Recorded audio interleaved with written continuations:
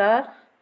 आज हम बीए प्रथम वर्ष कला हिंदी साहित्य के प्रथम प्रश्न पत्र के अंतर्गत सूरदास के पदों के विषय में जानकारी प्राप्त करेंगे। सूरदास के पदों को जानने से पूर्व हम सूरदास कवि के विषय में जानेंगे कि सूरदास जी कौन थे। तो महात्मा सूरदास का जन्म रुणकता नामक गांव में हुआ था। ये सारस्वत ब्राह्मण थे।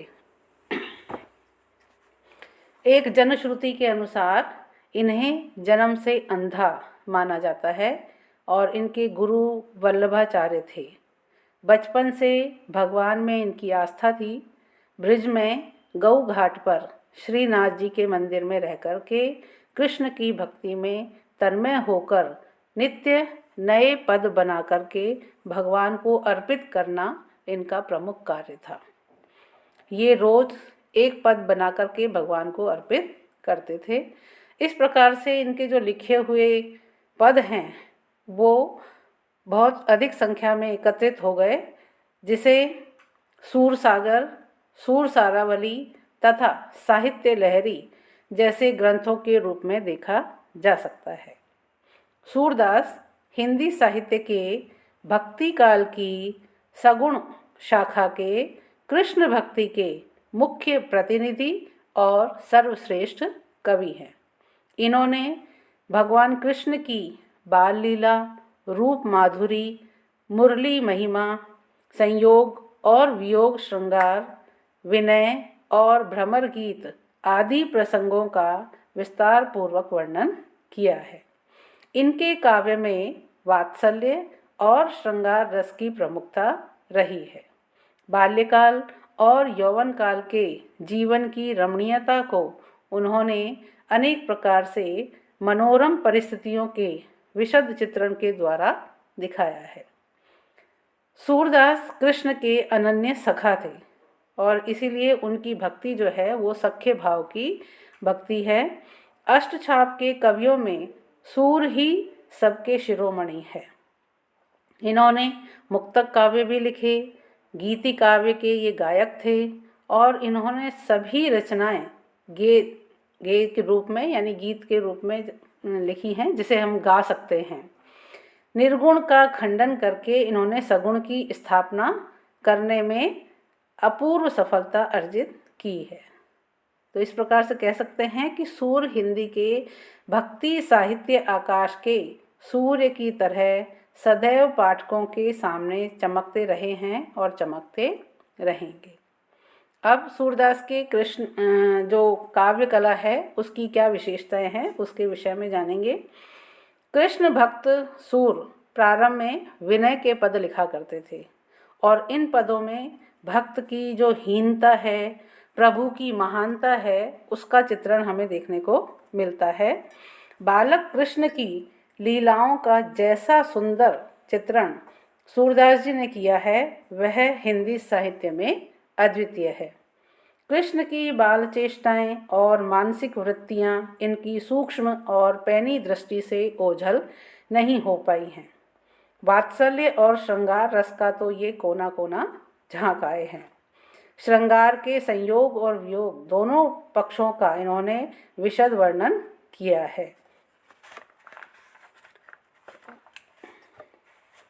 राधा और कृष्ण के बाल्यकाल के प्रथम मिलन का भी इन्होंने स्वाभाविक रूप से यौवन के प्रेम में परिवर्तित हो जाने का वर्णन बड़े सुंदर तरीके से किया है।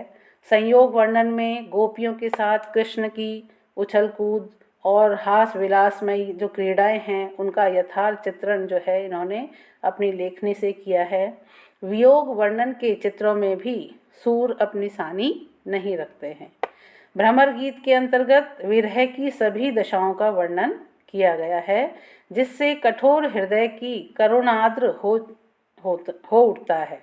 जिससे कठोर हृदय जो है वो भी करुणा से भर उठता है। सूर का कला पक्ष और भाव पक्ष दोनों ही समान रूप से सफल रहे हैं। इनकी भाषा ब्रज भाषा है। यह भाषा संयत है, सुव्यवस्थित और गठी हुई है। भाव के अनुरूप भाषा का सहज स्वाभाविक रूप से प्रयोग इन्होंने किया है और माधुर्य, प्रसाद और ओज सभी गुणों का भी इन्होंने यथास्थान प्रयोग किया है।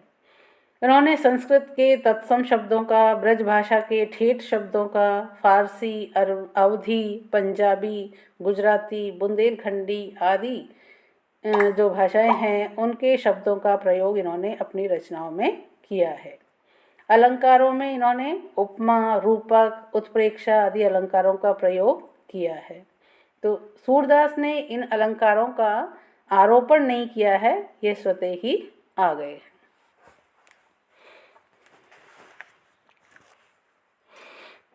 अब हम सूर के पदों के विषय में अध्ययन करेंगे। सूर ने जो प्रमुख रचना है सूर सागर, उसमें उन्होंने विनय और भक्ति के पद उन्होंने लिखे हैं। तो उन्हीं में से एक पद है, मेरो मन अनंत कहाँ सुख पावे, जैसे उड़ी जहाज को पंछी फिर जहाज पर आवे। इस पद के माध्यम से सूरदास ने अपने आराध्य के प्रति अपनी अनन्य निष्ठा और भक्ति भावना को प्रकट किया है और उसी को प्रकट करते हुए वो कहते हैं कि मेरो मन अनंत कहाँ सुख पावे, कि मेरा जो मन है वो अपने आराध्य के चरणों में भक्ति भावना में रमा रहता है और इसे अन्यत्र कहीं भी सुख नहीं मिलता है। जैसे उड़े जहाज को पंछी फिर जहाज पर आवे, कि जिस प्रकार से विशाल समुद्र में चलने वाले जहाज पर बैठा हुआ पक्षी बार बार उड़कर भी फिर उसी पर लौट आता है और उसे अन्य कोई सहारा नहीं मिलता है, वही स्थिति मेरे मन की भी है। कमल नयन को छाड़ी महात्म और देव को ध्यावे, कि मेरा ये मन इस विशाल भवसागर में अपने आराध्य के अतिरिक्त अन्यत्र कहीं भी आश्रय नहीं पाता है। इसलिए कमल नयन यानी कि अब मैं कमल के समान नेत्र वाले जो विष्णु भगवान है या कृष्ण भगवान है उनको छोड़ करके किस देवता का ध्यान करूं और देव को ध्यावे, कि और कौन से देवता का मैं, अन्य देवता का या किस देवता का मैं ध्यान करूं। अर्थात मैं किसी अन्य देवता का ध्यान नहीं कर सकता।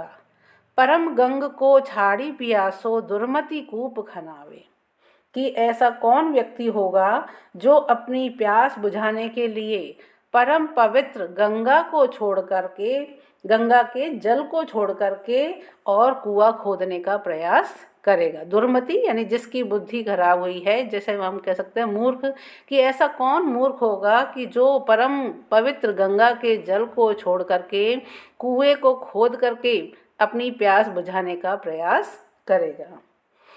जिही मधुकर अम्बुज रस चाख्यो क्यों करिल फल खावे, कि जिस प्रकार से कि भौरे ने कमलों का रस जो है, मधुकर अम्बुज रस यानी कमल का जो रस है या पराग है जिसने चख लिया है, वो करिल के जो कड़वे फल हैं उनको वो क्यों खाएगा। सूरदास प्रभु काम धेनु तजी छेरी कौन दुहावे। सूरदास जी कहते हैं कि अपने आराध्य प्रभु रूपी कामधेनु को छोड़ करके कौन बकरी को कौन दूहेगा। अर्थात अपने कृपा कारक और परम कल्याणकारी आराध्य को छोड़कर मैं अन्य किसी देवता की भक्ति नहीं कर सकता, मुझे ऐसा सुख अन्यत्र नहीं मिल सकता। तो इस प्रकार से सूरदास जी ने अपने विनय और भक्ति के पद के द्वारा अपने आराध्य के प्रति अपनी जो निष्ठा है, भक्ति है, उसको प्रदर्शित किया है।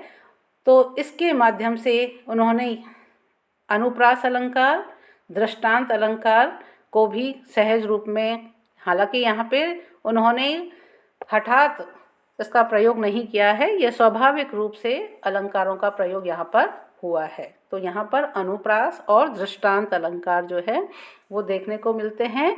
और सबसे बड़ी बात है कि इसमें इनके पदों में गेयता का गुण यानी गाया जा सकता है, इनको गा कर के भी इनका आनंद लिया जा सकता है।